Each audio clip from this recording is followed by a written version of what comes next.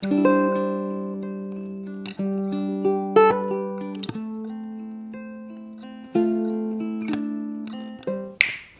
guys, in today's class I want to talk with you about one of my favorite topics, and it's a very important one. However, it's not commonly discussed in classrooms, and it's dynamics in music and how to translate dynamics into this very instrument, the ukulele. So why dynamics and why are they so important? So to give you a good example of what dynamics are, let's think of a language. So I'm using various expressions and emotions. Sometimes I'm speaking more loud, sometimes I'm speaking more soft, depending on what I want to emphasize. So guys, it works the same in music because music is a universal language. So when you want to deliver a musical message, a song, so when you're performing a song to your listeners and you want to deliver the message, the emotional value of that song, it's important, it's very crucial to use dynamics to emphasize this emotional flow, the human aspect of the song, because we don't want it to sound robotic. In other words, sometimes we go down with our emotions. So sometimes we speak quietly, we play quietly, and sometimes we play louder. So that's when we become more excited, when we want to make a statement in music. So let me give you guys an example of what it is to use dynamics in the language, and later on I'll show you the same thing but in musical context. Hey guys, how are you doing today? I hope you're having a great day. Well, if you ask me, I didn't have my best day, I didn't practice ukulele, so I feel a little bit bad about it. Maybe I should practice tomorrow. So in this example, I was moving between two extremes. I was asking you how you're doing with a very, very uplifting feel. I was using my hands. I was expressing my emotions, and I was so curious about your day. But then I answered you to the question, how was my day? And I wasn't really happy. So I went a little bit down, and I became more introvert. So I almost whispered the answer because I went a bit shy. So this is a good example of moving very rapidly, of course. It's two extremes. Let me give you another example, but in a musical context. So check it out.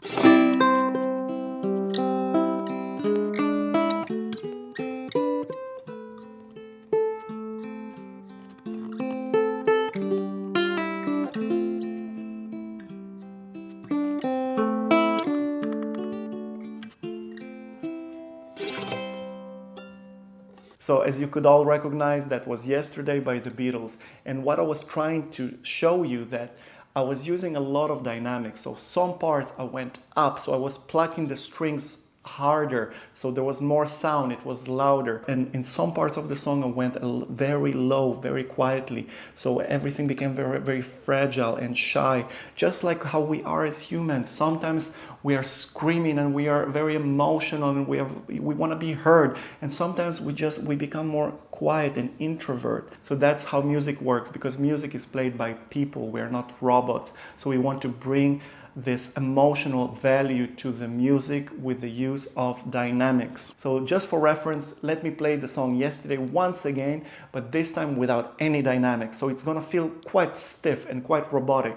So I want you guys to tell me in the comments which version you preferred. So which one felt more humane to you? Listen to this one.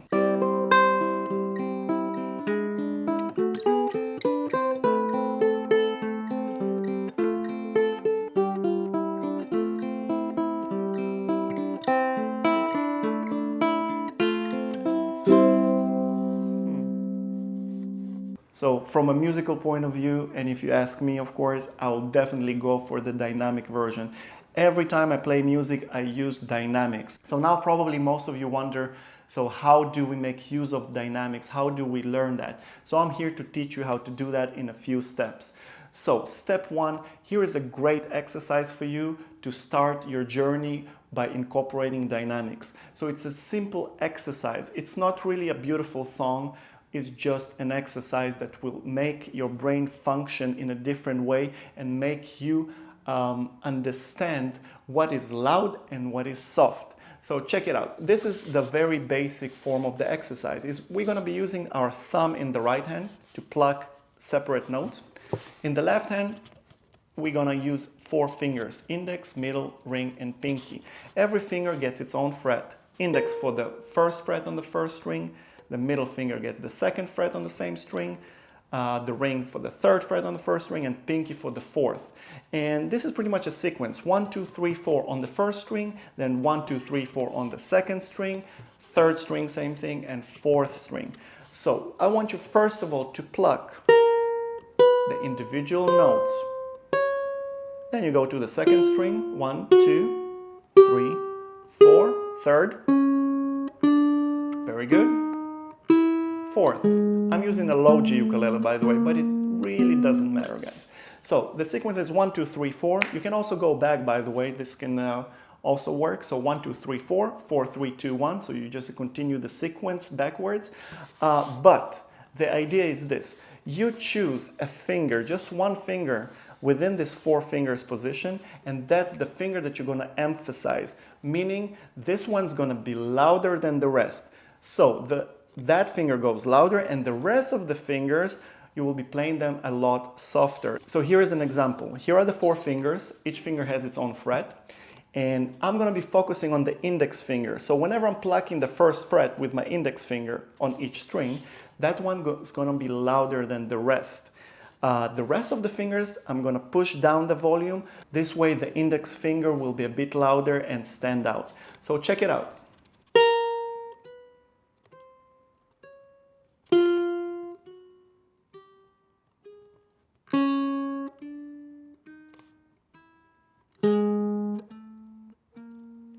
Very good. The same thing can be done, as I said, you play until the 4th fret and you come back. 1.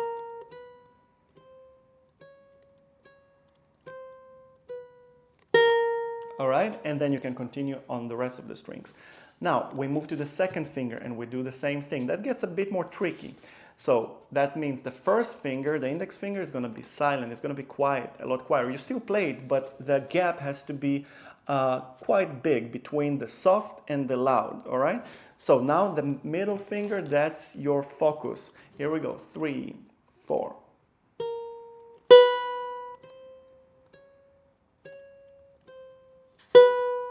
Second string.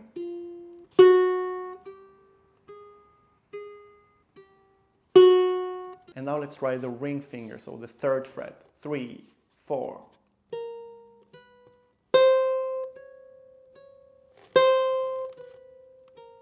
Second string.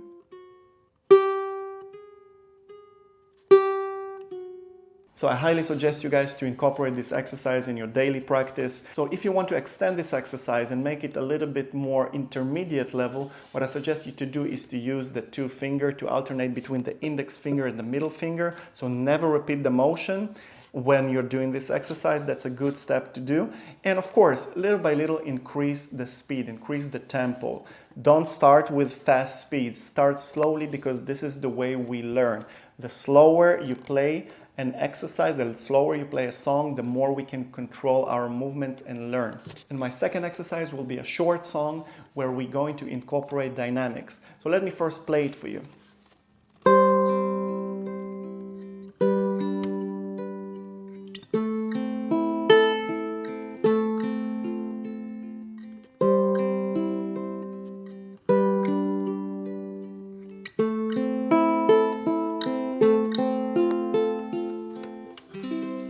So in this song, we're going to use 4 basic chords: C, G, A, M, and F.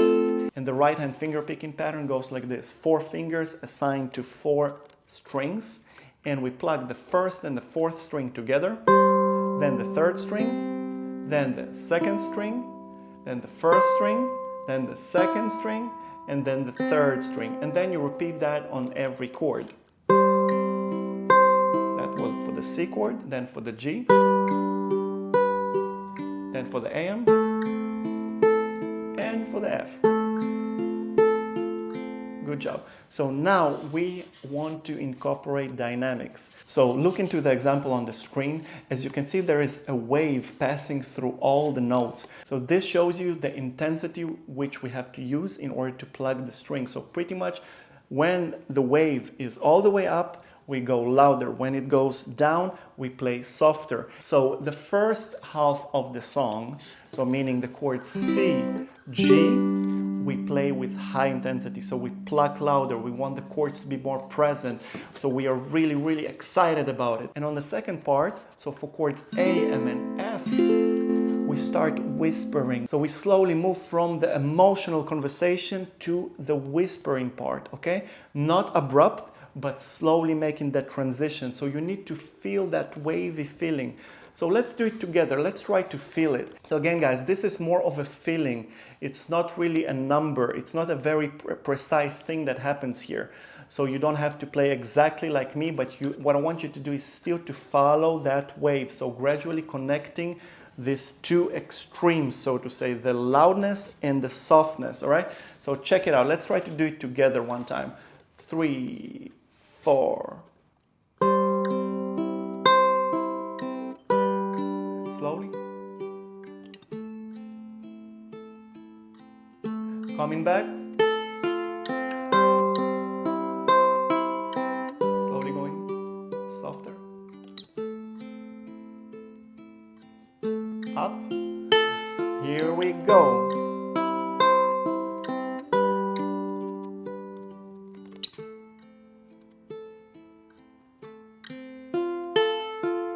So as you can see, guys, I was trying to make it as organic as possible by gradually moving between those waves.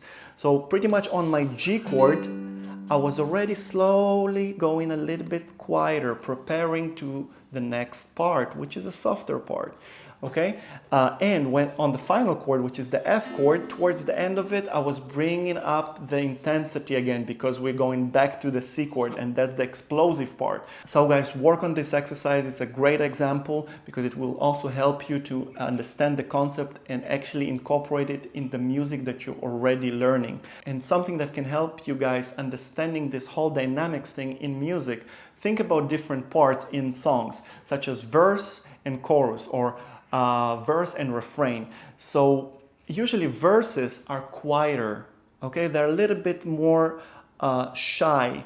When it comes to the chorus part, right, or the refrain, which is the same, usually this part is a little bit more uplifting, and that's usually when we strum. And the strumming part is actually a lot louder by default when you compare it to fingerstyle. So usually what I do when I play with singers, I play the verses in fingerstyle because it's already a bit quieter by default, right? And when it comes to the chorus part or the refrain, I like to strum because strumming has more intensity. There is more friction between the strings and your fingers. So you actually by default play a little bit louder. So this is already something you can do, guys. As long as you understand where is your verse and where is your chorus, you can divide these two parts into fingerstyle and strumming. And this will be a great way to use dynamics.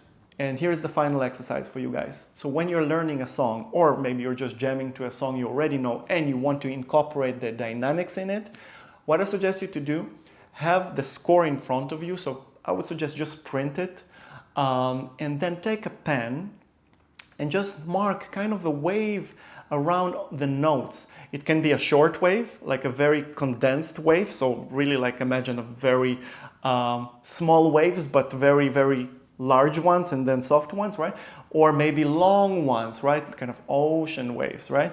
And just try to work with that feeling because you know what? There's no really rule to it. It's all a matter of feeling, how you feel the song and how you interpret the song. Eventually it's up to you.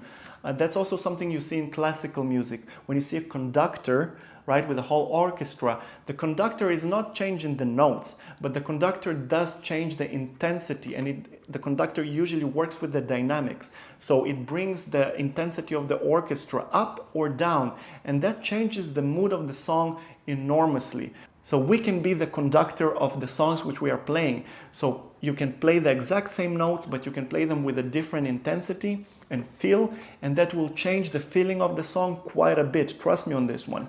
So as I said, print the scores and mark these waves throughout the song and see how that feels. And the more you will do that in the beginning, the more you will understand the concept of dynamics, and the more you will feel actually what dynamics are, and the better your music will sound.